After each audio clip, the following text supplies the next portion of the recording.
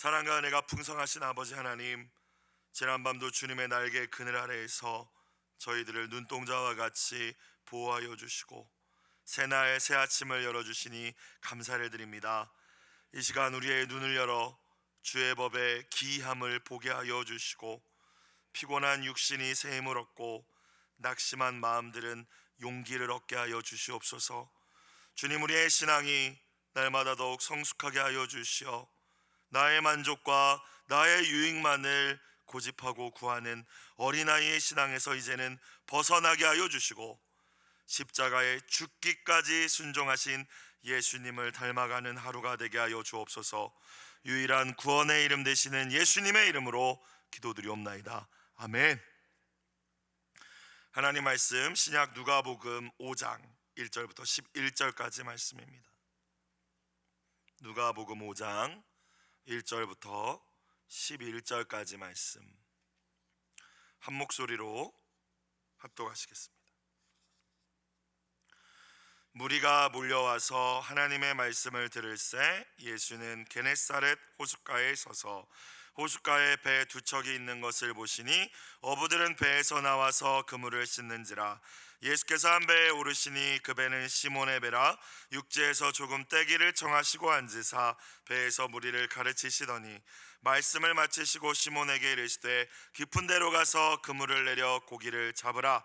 시몬이 대답하여 이르되 선생님, 우리들이 밤이 새도록 수고하였으되 잡은 것이 없지만은 말씀에 의지하여 내가 그물을 내리리이다 하고 그렇게 하니 고기를 잡은 것이 심히 많아 그물이 찢어지는지라.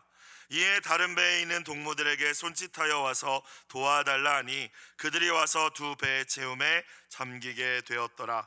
시몬 베드로가 이를 보고 예수의 무릎 아래 엎드려 이르되 주여, 나를 떠나소서, 나는 죄인이로소이다 하니 이는 자기 및 자기와 함께 있는 모든 사람이 고기 잡힌 것으로 말미암아 놀라고 세베대의 아들로서 시몬의 동업자인 야고보와 요한도 놀랐음이라. 예수께서 시몬에게 이르시되 무서워하지 말라, 이제 후로는 네가 사람을 취하리라 하시니 그들이 배들을 육지에 대고 모든 것을 버려두고 예수를 따르니라. 아멘. 교회에 다니지 않고 신앙생활을 하지 않는 사람들, 그러니까 예수님을 믿지 않는 세상 사람들도 예수님이 훌륭하신 분이라는 것은 다 알고 있죠. 아이들이 배우는 도덕책, 역사책을 보면 예수님을 공자 소크라테스, 석가모니와 함께 세계 4대 성인 가운데 한 분이라고 소개하고 있습니다. 그러나 그 예수님께서 우리에게 영생을 주시기 위해 이 땅에 오신 하나님의 아들, 구세주라는 사실은 인정하지 않죠. 예수님께서 행하신 놀라운 기적들과 무엇보다 죽음을 이기시고 살아나신 부활도 그들은 받아들이지 않습니다. 이 아침 주님 앞에 나오신 여러분들은 예수님을 어떤 분이라고 고백하고 계십니까? 여러분에게 예수님은 정말 어떤 분이십니까?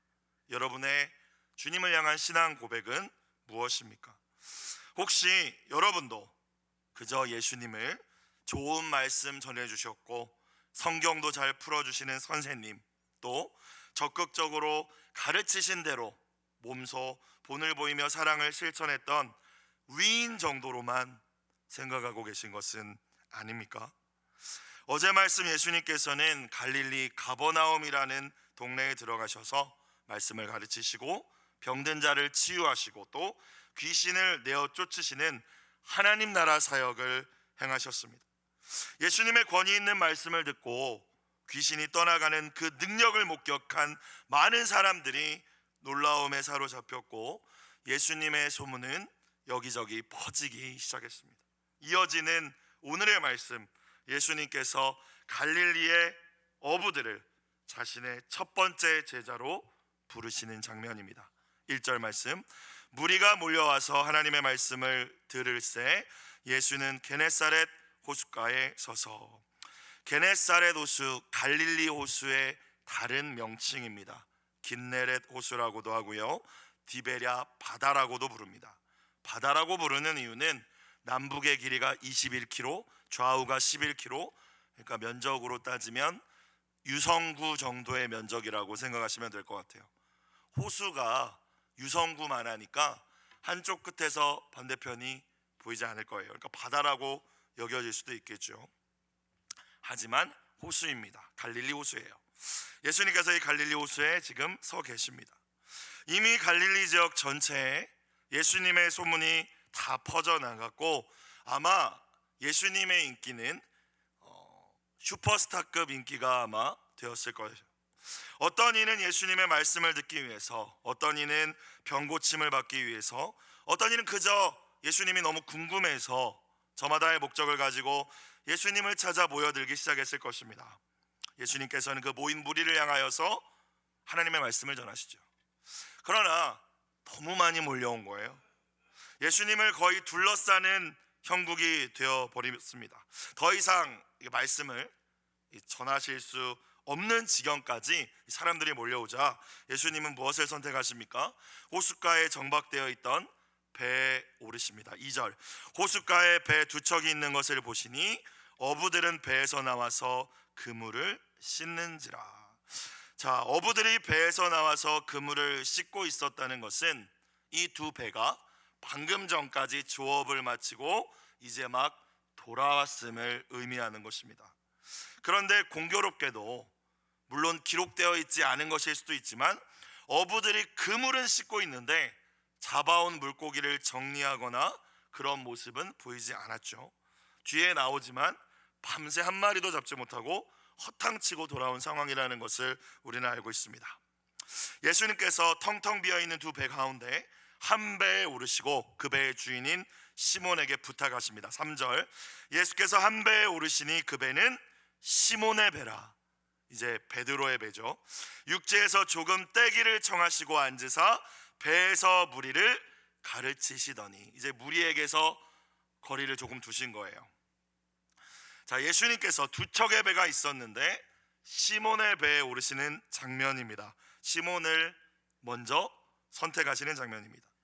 사랑하는 여러분, 우리가 예수님을 선택한 것이 아니라 예수님께서 저와 여러분을 선택하여 주셨음을 믿으실 수 있기를 주님의 이름으로 축복합니다. 여러분이 예수님을 믿기로 결심하고 주님께로 나아오신 것이 아니라 그 믿음의 결단에 이르기까지 우리 주님께서 여러분을 불러주신 줄로 믿습니다. 내가 다 알지 못하고 깨닫지 못할 뿐이지 부모님이나 가족들, 친구, 이웃을 통해서, 사람을 통해서라든지 환경을 통해서라든지 어떤 사건을 통해서라든지 여러 가지 섭리를 통해서 주님은 여러분을 먼저 찾아가 주셨고 만나 주셨고 선택해 주셨기 때문에 저와 여러분이 이 자리까지 이르게 된 것입니다. 저와 여러분에게 그럴 만한 자격이 있어서가 아니죠. 말씀에 잘 순종하고 거룩한 삶을 살았기 때문도 아닙니다. 그렇기 때문에 말로 설명할 수 없는 사랑이고 은혜인 줄로 믿습니다.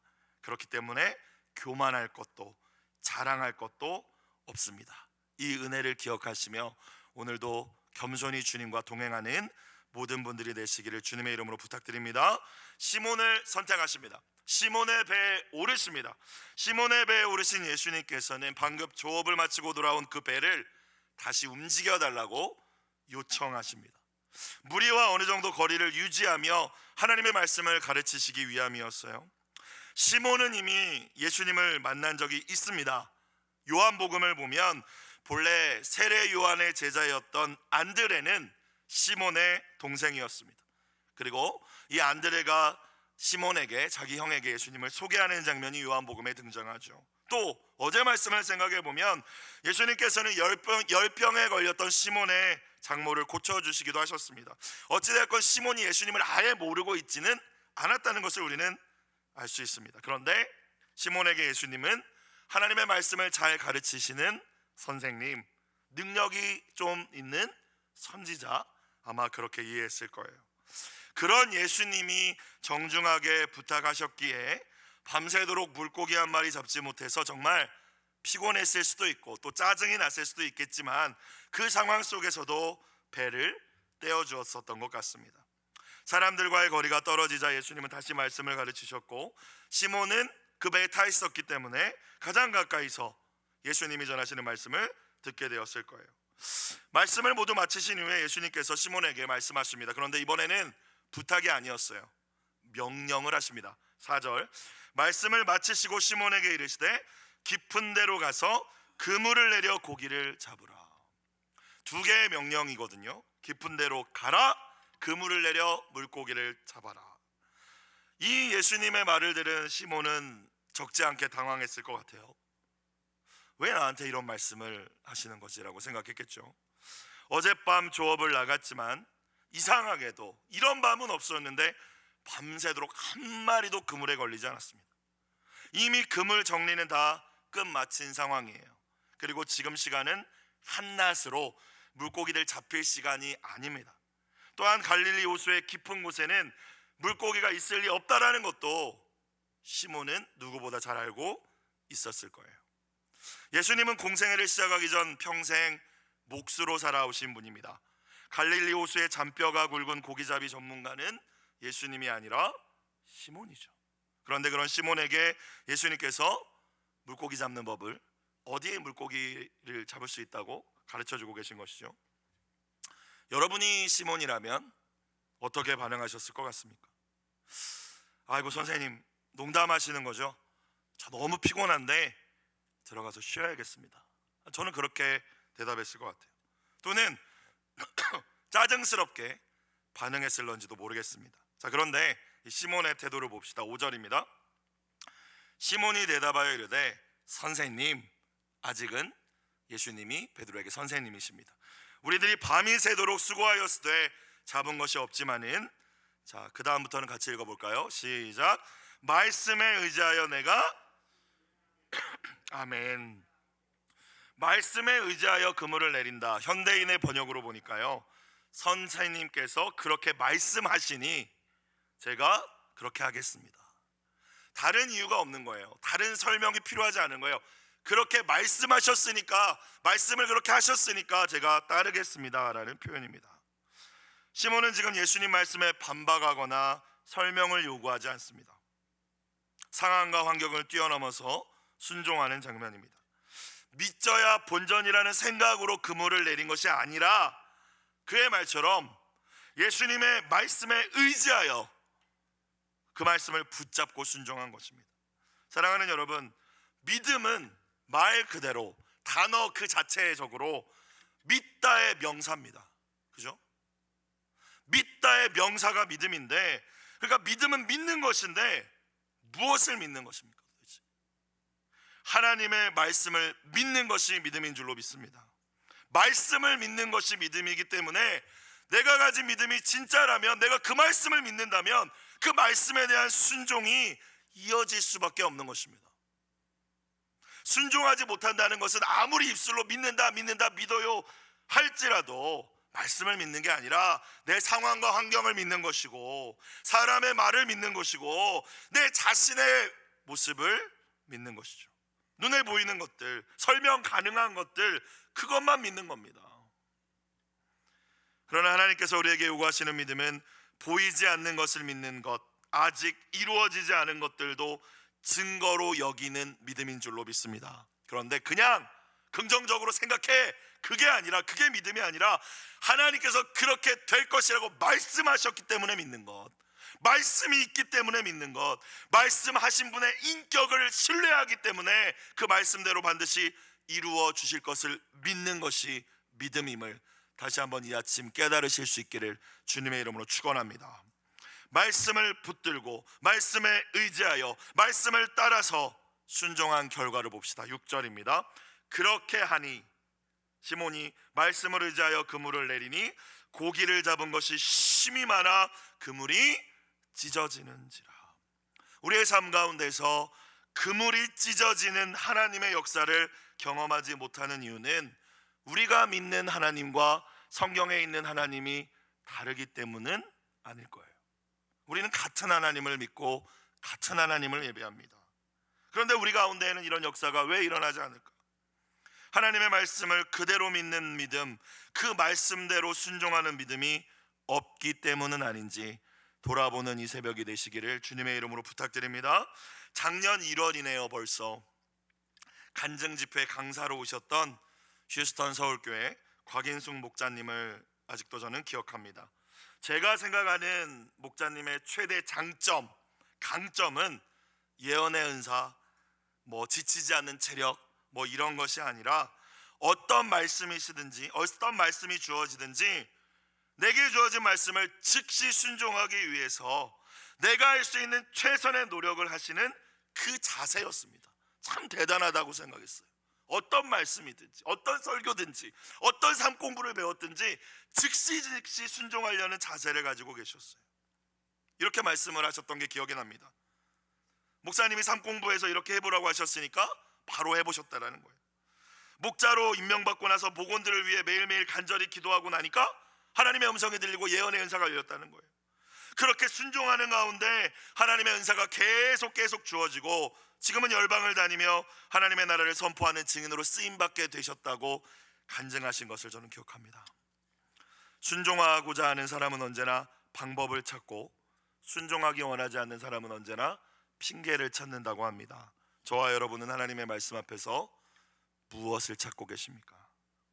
주님의 말씀대로 순종하여 잡은 물고기가 너무 많아 그물이 찢어질 뿐만이 아니라 시몬의 배가 아마 가라앉을 지경까지 이르렀던 것 같아요. 결국 다른 배에 있었던 동료들에게 도움을 요청했고 물고기를 끌어올려 보니 두 배에 가득 차게 되었다. 7절 보겠습니다.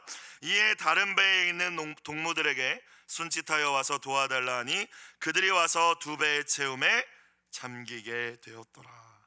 주님은 언제나 순종하는 자에게 풍성한 은혜, 넘치는 은혜를 주시는 분인 줄로 믿습니다. 그런데 나 한 사람의 순종으로 받은 은혜가 나로 끝나지 않는다는 것을 우리는 발견할 수 있죠. 내가 순종해서 받은 복인데 나와 함께하는 모든 이들이 그 은혜의 풍성함을 같이 누리게 된다는 것입니다. 하나님을 경외했던 요셉 한 사람이 보디발 장군의 집에 들어감으로 그 집안 전체가 복받고, 요셉 한 사람이 이집트의 국무총리가 되므로 이집트와 그 모든 주변 지역들이 다 살아난 것처럼 여러분, 한 사람을 통하여서 하나님은 놀라운 은혜를 이루어 가심을 기억하실 수 있기를 축원합니다. 여러분, 그렇기 때문에 우리의 신앙생활에 있어서 가장 우리가 경계해야 될 태도는 나 하나쯤이야 입니다. 다 안 하는데 나도 안 해도 되지. 그리고 이것이 우리가 가장 경계해야 될 태도입니다. 아무도 예배하지 않는 곳에서라도, 찬양회 가사잖아요. CCM 찬양회 가사. 아무도 기도하지 않는 곳일지라도, 아무도 순종하려 하지 않을지라도 나로부터 시작되리라는 믿음의 태도로 나아가시는 모든 분들이 되시기를 주님의 이름으로 축복합니다.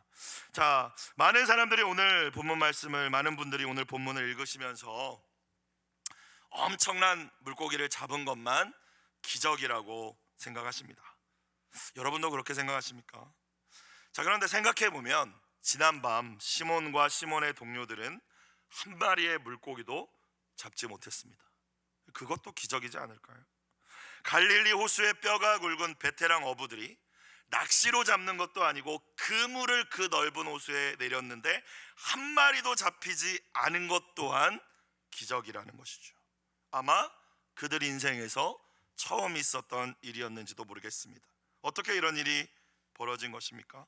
하나님께서 일하고 계셨기 때문입니다. 물고기를 많이 잡히게 하신 것만 기적이 아니라 그 전날 밤에 한 마리도 잡지 못하게 하신 것 또한 하나님의 일하심이었고 기적이었는 줄로 믿습니다. 하나님이 개입하신 것이죠. 이 완벽한 실패를 통하여서 우주와 자연의 주인 되시고 왕 되시는 하나님의 아들 예수님을 만나기를 원하셨던 것입니다. 사랑하는 여러분, 우리 인생의 수많은 넘어짐과 실패 가운데 혹시 좌절하고 계십니까? 우리가 실패라고 생각하는 그 순간에도 우리 하나님은 저와 여러분을 위해서 쉬지 않고 일하고 계시는 분이심을 믿으실 수 있기를 주님의 이름으로 축복합니다. 우리가 인생의 가장 밑바닥이라고 생각하는 바로 그 자리가 하나님께서 일하시기 시작하신 자리인 줄로 믿습니다. 때로 우리 인생 가운데 텅 빈 그물을 허락하시는 것은 우리에게 우리가 알지 못하는 진짜 축복을 주시기 위한 하나님의 청사진임을 기억하시고 결코 소망을 포기하지 않으시는 모든 분들이 되시길 축복합니다. 자, 기적을 경험하고 나서 시몬이 어떻게 반응합니까? 나 이제 부자 됐다, 그렇게 반응하지 않죠. 또 예수님께 감사하는 정도의 반응만 보인 것이 아니었습니다. 시몬은 이 경험을 통해서 예수님이 이제서야 누구신지를 깨닫습니다. 인격적으로 예수님을 만난 것입니다. 예수님은 그냥 인간이 아니셨죠. 그냥 말씀 잘 가르치는 선생님이 아니셨습니다. 예수님은 하나님이셨습니다. 8절입니다. 시몬 베드로가 이를 보고 예수의 무릎 아래 엎드려 이르되, 자신을 낮추고 비우는 태도죠. 엎드렸다라는 것은요, 경배의 태도입니다. 자, 그런데 누가는 참 섬세한 사람입니다. 7절까지 의도적으로 시몬이라는 이름만 쓰다가 이 8절에 딱 와서 이름을 뭐라고 바꿨어요? 시몬 베드로라고 씁니다. 이 부분에서 의도적으로 시몬 베드로라는 이름을 붙인 거죠. 베드로를. 여러분 다 아시다시피 베드로는 예수님께서 시몬에게 직접 지어주신 이름입니다. 그러니까 누가가 뭘 이야기하고 싶었던 거예요? 예수님이 어떤 분인지 진짜 그가 인격적으로 만난 이 순간부터 그의 인생이 전환점을 맞이했다라는 것, 예수님에 대한 인식, 그로 인하여 나로 인한 인식의 전환이 일어나는 이 순간부터 그의 삶이 진정한 변화, 거듭남이 시작되었다는 사실을 우리에게 보여주는 것입니다. 사랑하는 여러분, 아무리 바뀔 것 같지 않은 인생이라 할지라도 예수님을 만나는 그 인생은 복된 인생으로 변화될 줄로 믿습니다. 인격적으로 예수님을 만나면 반드시 변화되는 것입니다. 시몬 베드로가 된 거죠. 주여, 뭐라고 합니까? 나를 떠나소서, 나는 죄인이로소이다. 예수님을 향하여서 큐리오스라고 부르고 있습니다. 헬라어 큐리오스. 예수님을 그저 선생님이라고 불렀던 베드로가 이제 예수님을 향하여 하나님과 황제에게만 사용했던 호칭 주님이라고 부르고 있죠. 예수님을 나의 하나님으로 고백하는 장면입니다. 나아가 거룩하신 그 예수님 앞에서 부정한 자신의 모습을 낱낱이 깨닫고 엎드려서 죄인임을 고백하고 있는 장면입니다. 마치 구약의 이사야 선지자가 하늘 보좌에 앉아 계신 하나님을 만나 뵙고 나서 나는 입술이 부정한 자인데, 난 더러운 자인데 만군의 주 여호와 하나님을 대면하였으니 난 이제 죽게 되었습니다라고 고백했을 때와 같은 모습인 것입니다. 주님과 함께하기에 자신은 너무나도 부족하고 거룩하지 못한 존재이니 나를 떠나달라고 부탁하고 있는 것이죠. 그러나 예수님께서는 자신을 비워 죄인임을 고백하며 당신을 주로 고백한 베드로를 제자로 부르십니다.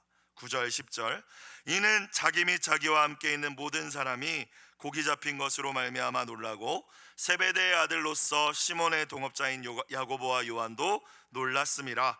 예수께서 시몬에게 이르시되, 뒤는 같이 읽어볼까요? 무서워하지 말라. 시작. 무서워하지 말라. 이제 후로는 네가 사람을 취하리라. 아멘. 사람을 낚으리라. 이 낚는다는 표현이 조금 부정적으로 우리 사용되고 있지만 여기서 사람을 건져낸다라는 의미죠. 구원해낸다라는 의미입니다. 너를 통하여서 이제는 물고기가 아니라 내가 사람을 건져낼 거야. 전혀 새로운 삶으로 이 시몬 베드로를 초청하고 계시는 예수님입니다.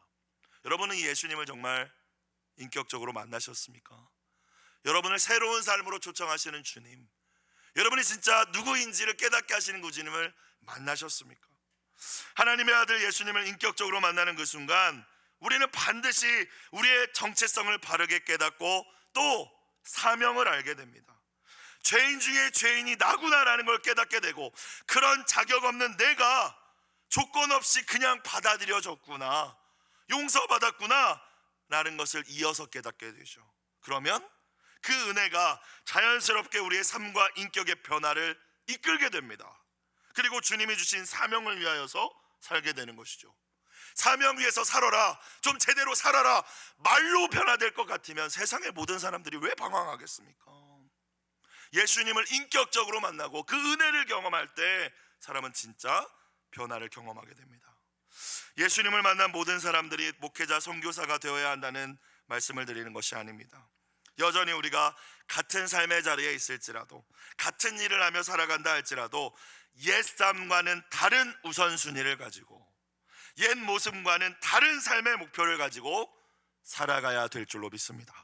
이제는 나 자신을 위하여서가 아니라 예수님을 위하여서, 하나님 나라를 위하여, 잃어버린 영혼을 위하여 맡겨진 일이 무엇이든지 성실하게 충성하게 되는 것입니다. 이것이 모든 예수님을 만난 사람들의 모습이지 않습니까? 저와 여러분, 또 우리의 자녀들은 정말 예수님을 만났습니까? 11절 마지막 절, 그들이 배들을 육지에 대고 모든 것을 버려두고 예수를 따르니라. 다른 복음서를 보면 배도 버리고 그물도 버리고 함께 고기잡이 동업했던 사람들도 내버려두고, 심지어 야고보와 요한은 자신의 아버지도 내버려두고 예수님을 따랐다고 기록되어 있습니다. 내가 전부로 여기고 살아왔던 것, 내가 욕심부리며 아둥바둥 얻으려 살아왔던 이 세상의 가치들을 내려놓지 않고 그것을 쫓으며 살아왔던 나의 옛삶의 방식을 버리지 않고서는 주님의 온전한 제자는 될 수 없다는 말씀인 줄로 믿습니다. 저와 여러분, 저에게도 여전히 있을 수 있습니다. 저와 여러분이 여전히 주님을 따르는데 방해하고 있는, 손에 내려놓지 못하고 있는 그물은 무엇입니까? 그걸 내려놓고 주님을 온전히 따르는 제자 되기를 주님의 이름으로 부탁드립니다. 예수님께서 가장 먼저 제자로 부르신 오늘 이 말씀에 시몬 베드로와 어부들, 유식한 학자도 아니었고 경건한 종교인도 아니었고 지극히 평범한 사람들이었습니다. 어쩌면 사회 하층 계급이었을지도 모르겠습니다. 그러나 그들은 자기 격언과 지식을 고집하지 않았고 주님의 말씀 앞에 순종할 줄 아는 겸손한 사람들이었습니다. 또한 예수님 앞에서 자신이 죄인임을 인정할 줄 아는 가난한 심령을 가진 사람이었습니다. 그리고 자신에게 맡겨진 일이라면 그것이 어부의 삶이든 무엇이든 밤을 새워 최선을 다하고 다음날 그물을 또한 정비할 줄 아는 성실한 충성된 사람들이었습니다. 오늘도 주님께서는 하나님 나라를 위하여 헌신할 하나님 나라의 사람들을, 당신의 도구를 찾고 계시는 줄로 믿습니다. 하나님이 사용하시는 사람, 세상이 말하는 유능함과 스펙을 갖춘 이들이 아니라 가난하고 겸손한 마음으로 작은 일에 충성하는 자들임을 기억하시며 오늘도 우리에게 맡겨진 모든 삶의 자리에서 꽃을 피우실 수 있는 모든 분들이 되시기를 주님의 이름으로 축원합니다. 기도드리겠습니다. 사랑과 은혜가 풍성하신 아버지 하나님, 깊은 곳으로 가서 그물을 던지라는 주님의 말씀에 그대로 순종했던 베드로처럼 나의 경험과 지식으로 계산하고 판단하지 않고 언제나 말씀에 귀 기울여 그대로 순종하는 저희들이 되게 하여 주시옵소서. 여전히 내가 내 삶의 전부라고 생각하며 손에 쥐고 있는 그물은 무엇입니까? 주님을 따르는데 방해가 되는 모든 옛 삶과 죄악된 습관들을 내려놓게 하여 주시고 이제는 죄악의 바다에 빠져 죽어가는 사람들을 건져내는 귀한 사명을 감당케 하여 주시옵소서. 예물 드린 손길 주님 기억하여 주시고 눈물로 함께 올려드린 기도에 선하게 응답하여 주옵소서. 예수님의 이름으로 기도드리옵나이다. 아멘. 주기도문 드리겠습니다. 하늘에 계신 우리 아버지, 아버지의 이름을 거룩하게 하시며 아버지의 나라가 오게 하시며 아버지의 뜻이 하늘에서